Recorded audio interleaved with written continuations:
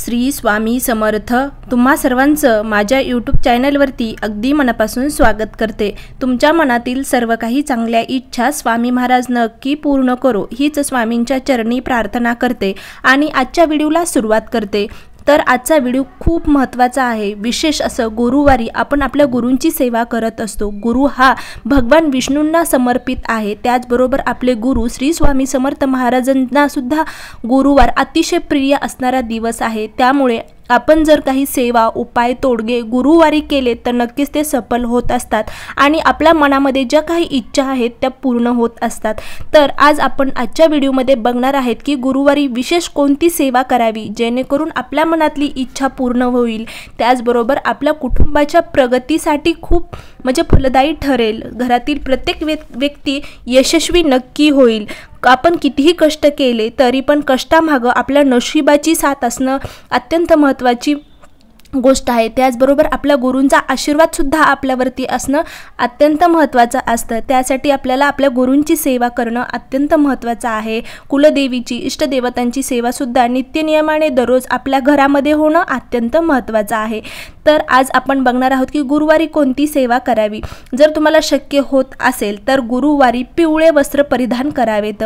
गुरुवारी आपला जो मेन उंबरटा आहे तिथे हळदीचं अगोदर उंबरटा स्वच्छ करून घ्यायचा आहे सकाळी। त्याचबरोबर लगेच आपल्याला हळदीचं लेपन लावायचं आहे।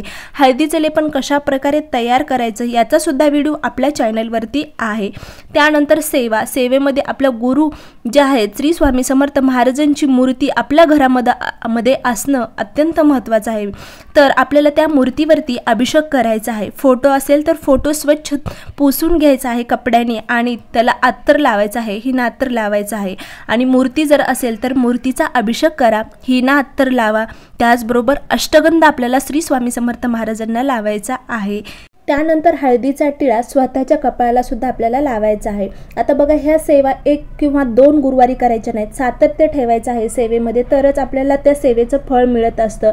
स्वामींवर अतूट विश्वास श्रद्धा ठेवणे खूप महत्त्वाचं आहे। मी सांगते म्हणून 4-5 दिवस केलं, उंबरट्याला लेपन लावलं किंवा स्वामींच्या मूर्तीवर अभिषेक केला 2-3 गुरुवार, तर लगेच स्वामी तुमच्या मनातली इच्छा पूर्ण करणार नाही। त्या सेवेमध्ये सातत्य असणं महत्त्वाचं आहे। जेवढं तुम्ही स्वामींवर अतूट विश्वास श्रद्धा ठेवताल तेवढंच तुम्हाला तुमच्या कष्टाचं, तुमच्या सेवेचं फळ तुम्हाला मिळत असतं। त्याचबरोबर तुम्ही आता गुरुवारी आणखीन एक तुम्हाला सेवा करायचं, उपाय करायचा आहे, म्हणजे आंघोळ करताना थोडी हळद टाकायची आहे त्या पाण्यामध्ये। त्यानंतर अभिषेक झाला की तुम्हाला गुरुवारी गुरुचरित्र या पवित्र ग्रंथातील 14वा आणि 18वा जो अध्याय आहे त्याचं पठण करायचं आहे। तो 2 अध्याय तुम्हाला दर गुरुवारी वाचायचे आहेत। जर तुमच्याकडं गुरुचरित्र हा जो ग्रंथ आहे तो नसेल आणि स्वामी चरित्र सारामृत हा ग्रंथ असेल तर तुम्ही दररोज तर 3 अध्याय आपण नित्यसेवेमध्ये घेतो, पण गुरुवारी विशेष असं गुरुवारची सेवा मी तुम्हाला सांगत आहे। तर गुरुवारी 1 ते 21 अध्याय तुम्हाला वाचायचे आहेत। जर तुम्ही नित्यसेवा करत नसाल तर तुम्ही गुरुवारी सुद्धा 1 ते 21 अध्याय वाचू शकतात, कारण वेळेच्या अभावामुळे किंवा एखादी व्यक्तीला खूप इच्छा आहे की स्वामींची सेवा करावी पण तिला ती कामावर जाते, जॉबला जाते, तर तिला वेळ मिळत नसेल नित्यसेवा करायला, तर तुम्ही गुरुवारी जर वेळ मिळत असेल तर गुरुवारी स्वामी चरित्र सारामृत या ग्रंथाचं 1 ते 21 अध्यायाचे पठण करू शकतात। आणि त्याचबरोबर गुरुचरित्र हा पवित्र ग्रंथ जो आहे त्याच्यामधलं तुम्हाला 14वा आणि 18वा अध्याय दर गुरुवारी वाचायचा आहे। त्यानंतर गुरुवारी 11 माळी जप, 11 वेळा तारक मंत्र म्हणायचा आहे। नित्यसेवेमध्ये सुद्धा तुम्हाला दररोज 11 माळी जप, 11 वेळेस तारक मंत्र म्हणायचा असतो। त्याचबरोबर गुरुवारी सुद्धा तुम्हाला 11 माळी जप करायचा आहे श्री स्वामी समर्थ या पवित्र मंत्राचा आणि तारक मंत्र म्हणायचा आहे। त्याचबरोबर तुम्हाला गुरुवारी थोडीशी हळद आणि कच्चं दूध ही तुळशीला अर्पण करायचं आहे। आर्थिकदृष्ट्या ज्या काही अडचणी आहेत तुमच्या जीवनामध्ये त्या दूर होण्यास, निघून जाण्यास तुम्हाला मदत होईल।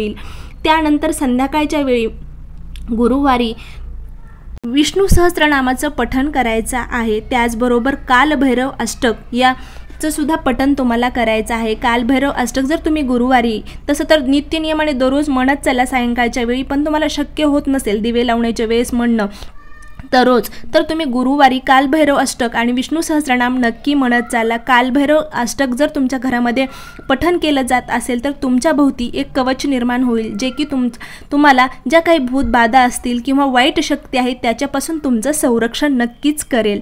तर या प्रकारे तुम्हाला गुरुवारी सेवा करायची आहे। तर सेवा करत असताना फक्त अतूट विश्वास आणि श्रद्धा ठेवा, नक्कीच तुमच्या मनातल्या इच्छा सर्व पूर्ण होतील।